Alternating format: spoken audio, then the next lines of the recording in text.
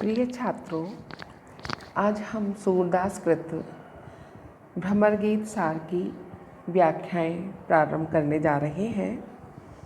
पिछले व्याख्यान में मैंने आपको बताया था कि आचार्य रामचंद्र शुक्ल के संपादन में सूरदास के जो पद हैं उन पदों में 164 पद से हमारे पाठ्यक्रम में सम्मिलित है।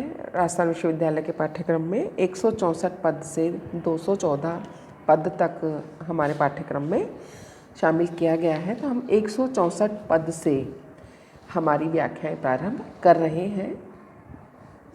कबहू सुधी करत गोपाल हमारी, पूछत नंद पिता ओधो सो, अरु जसुमती महतारी। कबहू तो चूक परी अनजानत, कह अब के पछताने। वासुदेव घर भीतर आए, हम अहीर नहीं जाने। पहले गरग कहो हो हमसो, या देखे जनि भूले। सूरदास स्वामी के बिछुरे, राति दिवस उरसूले। अब इस पद्यांश में सूरदास ने माता यशोदा जो है, नंद और यशोदा, वो उद्धव से पूछते हैं, उद्धव से बात करते हैं और उद्धव से बात करते हुए श्री कृष्ण को याद करते हैं। यहाँ पर माता यशोदा और नंद की जो मानसिक पीड़ा है वह भी हमको दिखाई देती है कि कैसे श्री कृष्ण से अलग होकर के उनके विछोह में माता यशोदा और नंद व्यथित हैं, दुखी हैं, परेशान हैं, पीड़ित हैं। और उसी पीड़ा का उल्लेख इस पद्यांश में आया है। इस पद्यांश में यशोदा माता उद्धव से पूछ रही हैं या कह रही हैं, पूछ रही हैं उद्धव से कि कबहू सूधी करत गोपाल हमारी, कि हे उद्धव, क्या गोपाल हमारी कभी याद करते हैं, उनको हमारी याद आती है। पूछत नंद पिता ऊधो सो, अरु जसुमती महतारी, कि पिता उद्धव, पिता नंद और माता यशोदा दोनों उद्धव से पूछ रहे हैं कि क्या कृष्ण हमें वहाँ जा कर के याद करता है या भूल ही गया है। कबहू तो चूक परी अनजानत, कह अब के पछताने। माता यशोदा और नंद को लगता है हमसे कहीं कोई चूक हो गई थी अनजाने में, और इसी कारण से कृष्ण हमारे पास वापस नहीं आए, लौट करके नहीं आए, कि पता नहीं हमने कौन सी चूक कर दी। लेकिन अब पछताने से क्या होता है, अर्थात जब श्री कृष्ण हमारे पास से चले ही गए हैं, वापस आए ही नहीं हैं, तो पता नहीं हमसे कौन सी चूक हो गई, कौन सी गलती हो गई कि वो नाराज़ हो गए और हमारे पास नहीं आए। और अब वो बड़ा पछता रहे हैं और वो ये भी सोच रहे हैं कि पछताने से क्या होगा, क्योंकि वो चूक तो हो चुकी है और कृष्ण अब हमको याद इतना नहीं कर रहे हैं कि वो हमारे पास में वापिस आए। वासुदेव घर भीतर आए, हम अहीर नहीं जाने। पहले गरग कहो हो हमसो, या देखे जनु भूले। अब ये उस समय की घटना का वर्णन कर रहे हैं। वासुदेव घर भीतर आए, हम अहीर नहीं जाने, कि हम तो अहीर हैं, सीधे साधे भोले भाले। और जब वासुदेव हमारे घर आए थे, अर्थात स्वयं ब्रह्म या स्वयं ईश्वर हमारे घर आए हैं, इस चीज़ का हम भोले भाले लोगों को एहसास नहीं हुआ इस चीज़ का। जबकि गर्ग मुनि, यहाँ पर गर्ग एक गोत्र भी है अग्रवालों की, तो ये जो गर्ग मुनि है उन गर्ग मुनि का इन्होंने यहाँ पर जिक्र किया है कि उन्होंने हमको कहा भी था, या देखे जनि भूले, कि इनको देख करके, उस बाल शिशु को जब लेकर के आए थे वसुदेव घर पर, तभी गर्ग मुनि ने कह दिया था कि इस बाल शिशु को देख करके, इस कृष्ण को देख करके तुम सब कुछ भूल मत जाना। अर्थात उन्होंने संकेत किया था कि तुम इसकी मोह माया में पड़ जाओगे और मोह माया में पड़ करके तुमको शायद ये भी ज्ञात नहीं रहेगा कि ये तुम्हारे पास नहीं रहेगा, ये तो स्वयं सारे ब्रह्मांड का नियंता है और ये कहीं बंद करके नहीं रहेगा। तुम्हारे पास भी नहीं रहेगा, क्योंकि ये परम ब्रह्म का अवतार है। तो ऐसे में हमने गर्ग मुनि का कहा ना मान करके, इससे इतनी माया मोह जोड़ करके हमने शायद गलत कर दिया। हमने उनकी इस बात को नहीं समझा कि ये परब्रह्म के अवतार है और ये हमारे पास माया मोह में बंद करके नहीं रहेंगे। सूर्यदास स्वामी के बिछुरे राति दिवस उरसूले। सूरदास कहते हैं कि अब नंद और यशोदा माता श्री कृष्ण के बिछुड़ जाने से रात और दिन निरंतर वो पीड़ित हैं। उनसे जो श्री कृष्ण का विछोह है वो सहन नहीं हो रहा और उन्हें बार बार ये लग रहा है कि हमने गर्ग मुनि की उस बात पर विश्वास क्यों नहीं किया कि इस श्री कृष्ण से हमें इतने माया मोह ममता नहीं रखनी थी, और इतनी माया मोह ममता के कारण ही आज हमको इतनी पीड़ा हो रही है। तो यहाँ पर श्री कृष्ण के अवतार की ओर, कि वो परब्रह्म के अवतार हैं, इस ओर भी इन्होंने संकेत, सूरदास जी ने संकेत कर दिया है।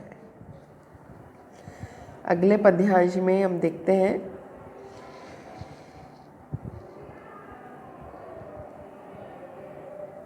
भली बात सुनियत है आज, कोहू कमल नयन पठियो है तन बनाए अपनो सो साज। बूझो सखा कहूँ कैसे के, अब नाही कीवे कछु काज। कंस मारी वसुदेव गृह आने, उग्रसेन को दीनो राज। राजा भये कहाँ है यह सुख, सुर भी संग बन गोप समाज। अब जो सुर करो कोऊ कोटिक नाहिन, कान्हे रहन ब्रज आज। अब माता यशोदा के वात्सल्य भाव के पश्चात यहाँ पर सूरदास ने गोपियों का जो प्रेम भाव है उस प्रेम भाव को यहाँ पर हमारे सामने दिखाया है। और ये इसमें हम देखते हैं कि सूरदास का ये जो श्रृंगार वर्णन है, और श्रृंगार वर्णन में भी जो वियोग वर्णन है, इस वियोग वर्णन में भी हमको यशोदा और नंद में वात्सल्य भाव दिखाई देता है, या वात्सल्य भाव का वियोग पक्ष दिखाई देता है। तो दूसरी ओर श्रृंगार रस के गोपी और कृष्ण का जो प्रेम है, इसमें हमको दाम्पत्य भाव का जो वियोग है वह दिखाई देता है। तो हम इसको दाम्पत्य का वियोग पक्ष भी कह सकते हैं। अभी यहाँ पर जो प्रसंग आया है इसमें उद्धव आ गए हैं गोपियों के पास में, और उद्धव क्योंकि श्री कृष्ण से रूप साम्य रखते हैं, तो ऐसे में रूप साम्य रखने वाले उद्धव को देख करके जो सखियों की बातें हैं, उन सखियों की बातों को यहाँ पर उद्धृत किया है। कवि सूरदास की का अगला पद जो है उसमें कवि सूरदास बोलते हैं, भली बात सुनियत है आज, कोऊ कमल नयन पठियो है तन बनाए अपनो सो साज। बूझो सखा कहूँ कैसे के, अब नाही कीवे कछु काज। कंस मारी वसुदेव गृह आने, उग्रसेन को दीनो राज। राजा भये कहाँ है यह सुख, सुर भी संग बन गोप समाज। अब जो सूर करो को कोटिक नाहिन, काने रहन ब्रज आज। अब यहाँ पर उद्धव आ गए हैं, और उनके आने पर एक सखी दूसरी सखी से कह रही है कि भली बात सुनियत है आज, कोऊ कमल नयन पठियो है तन बनाए अपनो सो साज। कि मैंने आज एक बड़ी अच्छी बात सुनी है, एक बड़ा भला समाचार सुना है, बड़ी अच्छी बात सुनी है कि किसी ने कमल नेत्र श्री कृष्ण के जैसे ही, कमल नेत्र जो श्री कृष्ण है उन्होंने अपना सा ही साज बना करके, अपने जैसा ही रूप सज्जा करके किसी को मथुरा से यहाँ पर भेजा है। कोऊ कमल नयन पठियो है तन बनाए, तन बनाए मतलब शरीर को बना करके अपनो सो साज, कि किसी को कमल नयन श्री कृष्ण जी ने अपना जैसा साज श्रृंगार करके या अपना जैसा रूप दे करके यहाँ ब्रज में भेजा है। बूझो सखा कहो कैसे के, अब नाही कीवे कछु काज। कि ये बोल रहे हैं कि हे सखी, चलो हम चल करके उनसे पूछते हैं, श्री कृष्ण के जो सखा आए हैं उनसे पूछते हैं कि वो अब कैसे हैं। पीछे से मंतव्य तो यही है कि वो श्री कृष्ण के बारे में उनसे पूछें। अब हम कोई और काम काज नहीं करेंगे, अब ना ही कीवे कछु काज के, अब और कोई काम काज हम नहीं करेंगे। अब तो हम सिर्फ उनका समाचार ही पूछेंगे, श्री कृष्ण के बारे में ही पूछेंगे और मन भी नहीं लगेगा हमारा किसी कार्य के अंदर। कंस मारी वसुदेव गृह आने, उग्रसेन को दीनो राज। अब ये गोपियों को समाचार ये भी पता चल गया था कि श्री कृष्ण ने कंस को मार दिया है और कंस को मार करके वो वसुदेव के घर आ गए हैं, घर ले आए हैं और उग्रसेन को उन्होंने अपना वो राज्य भी सौंप दिया है।